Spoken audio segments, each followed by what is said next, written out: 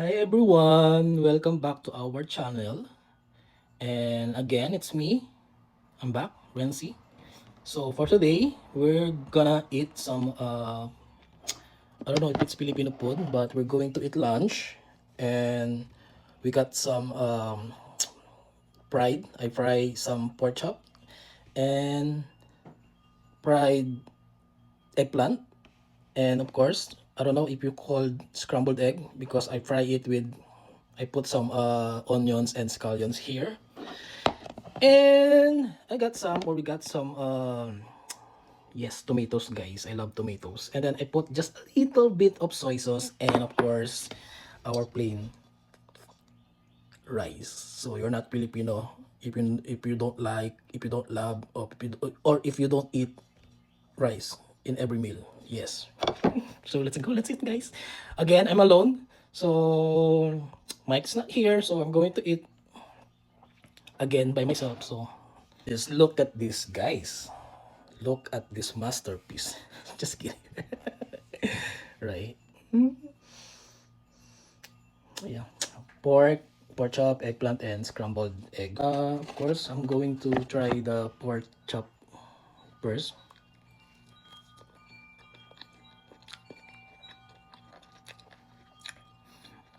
It's soft, of course, juicy, salty, but not too salty. Because guys, I marinated this pork chop with soy sauce, garlic, pepper, black pepper, and some condiments. I think I put some dried oregano, a little. Yeah, so it's good. Not too salty, guys. It's fine. And of course, we're going to try our fried eggplant. But this time, we're going to put some tomatoes and soy sauce with eggplant and rice.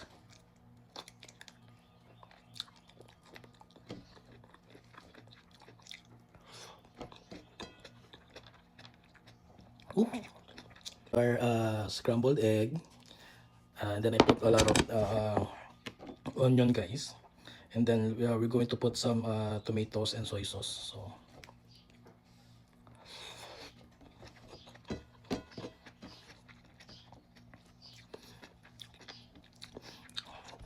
perfect. How was everyone doing today? Do you have anything food suggestions that I should try, could try next? But please don't suggest too expensive or really impossible for me to try because guys, remember I'm just starting. What guys, I was thinking about this earlier. Like, is there's anyone here eating like a weird food? Like, I don't know, you're eating dried fish with ketchup, something like that? Or are you guys eating the French fries first before your burger, something like that? I don't know, just come to my mind. It's weird. Alright, guys, I'm gonna keep eating and vibing for this. And I just want you to know that thank you for hanging out for me again today. I'm almost done anyway. And I'm gonna finish this, I'm gonna enjoy this, and I'm gonna feel it. Yeah, but still have some uh, egg. But guys, please don't forget to like and comment. If there's something in your mind, suggestion, something like that. And guys, please share. Yeah, so guys, I always posting videos that asking your help. We need at least 1,000 subscribers, guys. So to get more in the future funds so that we can support our YouTube channel, guys. So yeah, I think that's it for today. I really just eating small amount of rice, because I'm still trying to lose some weight.